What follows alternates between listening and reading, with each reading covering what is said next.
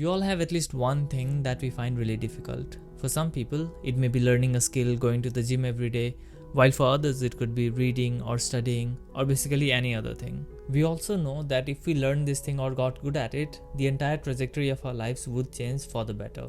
But the fact is that we really struggle with it. More often than not, we don't even start. And even when we do start, we quickly give up. This is the exact thing that we are going to tackle today. In this video, I'm going to show you exactly how to get good at any hard thing. Hey friends, welcome back to the channel. If you're new here, my name is Suraj, and on this channel, I share tips, tools and strategies to help young adults build a deeper and more fulfilling life. So if that sounds interesting, consider subscribing. Let's jump right in. The very first thing that we have to understand here is the concept of fixed mindset versus growth mindset. To illustrate this, I'd like to give you an example. When I was in high school, I was really bad at maths.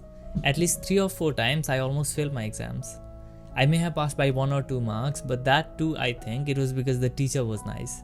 Basically, he was like really kind and he didn't want me to fail, so he gave me like 2 or 3 extra marks to just make me pass. During that time, what was happening is I had a fixed mindset.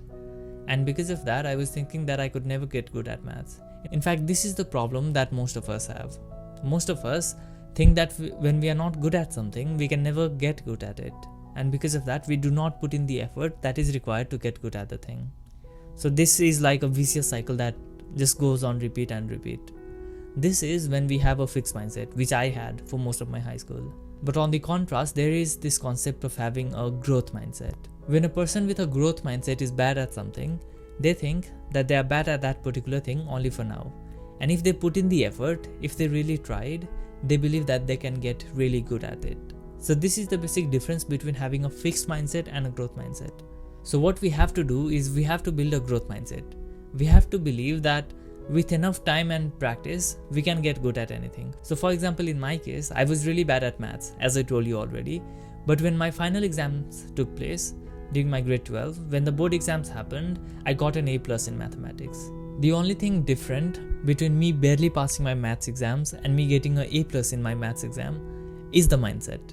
Once I started trying to develop a growth mindset, I started believing that I could get good at maths. The thing that I was lacking was practicing questions. And I started doing that, and because of that, I was able to score an A+ in my final exams. Once you have understood the concept of having a growth mindset, the second thing that you have to understand is the concept of the starting line. What you have to realize is that everyone has to start from zero.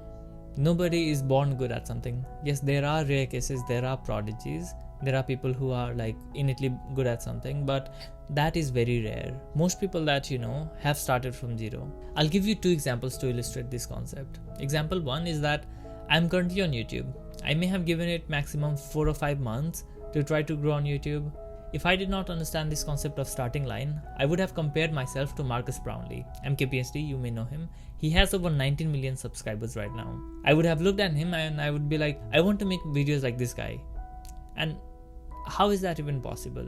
It would be absurd and stupid to think that way. Because if you go back and look at his channel, he has been uploading videos for over 15 years. And in just my 4th or 5th month, I cannot become like him. It would be stupid for me to think that way. Yes, someday I could become like him, but what that would require is time and effort. And now the second example. So going back to high school, I was really bad at maths. Once I started trying to build a growth mindset and I started realizing that I could get good at maths, what I had to do is I had to start from very basics. Previously, what I had done is that I had neglected most of the basic concept in mathematics. And you may know that without the understanding of the fundamental concept in mathematics, solving difficult questions is like crazy difficult, right? And that is the exact problem that I had. So what I had to do is I had to use YouTube to learn the fundamental concepts again. And what it required was time and effort. I had to give extra time to understand the basic concepts. And once I did that, I was able to get good at maths eventually. So basically the thing to understand here is the concept of starting line. Everyone has to start from zero. Marcus Brownlee, MKPhD, had started from zero, and I too have to start from zero, which I am doing. After you have understood the concept of starting line, the natural next thing you will do is you will start learning about it, right? So you will go on YouTube, you will search for videos and you will start watching. And really soon your entire home feed will be filled by interesting videos related to that thing. And you will just click on the video, you will watch. You'll click on the next video and you will watch it. And because of this, a loop will be created. What you will enter is called the tutorial hell. This is the problem that most of us face. Whether it be learning to program or starting a YouTube channel, regardless of what it is, tutorial hell is prevalent in everything. What happens is that we just keep learning, and the learning process never ends. And what we have to understand then is that nothing changes if nothing changes. Nothing is going to change if you do not actually take action. You could just keep learning and learning as much as you want, but until and unless you don't implement that knowledge, all the things that you have been learning and all the things that you have learned, nothing is going to change. Action is the thing that is required, right? So as soon as possible, you have to get out of the tutorial hell. If you think about it properly, it would take you a maximum of 1 week to know all the things that you need to do in order to get good at this hard thing, the thing that is difficult for you. If you are honest, you already know the things, right? The only thing that you are lacking is action. Once you begin to take action, you will naturally keep getting good at the thing. So what you will need to do is you will need to stop learning and get out of tutorial hell. Once you've done that, you already have your action items, the things that you need to do, right? So what you will do is you will do those things every day. But how do we do that? We all procrastinate. One easy way to beat procrastination in this regard is using the Pomodoro system. This is the thing that I use most. Whenever I am struggling to do some deep work or basically work on the things that I find difficult, what I do is I go on YouTube, I search for study with me, Pomodoro, soft background music, and I play any of the multiple videos that are there.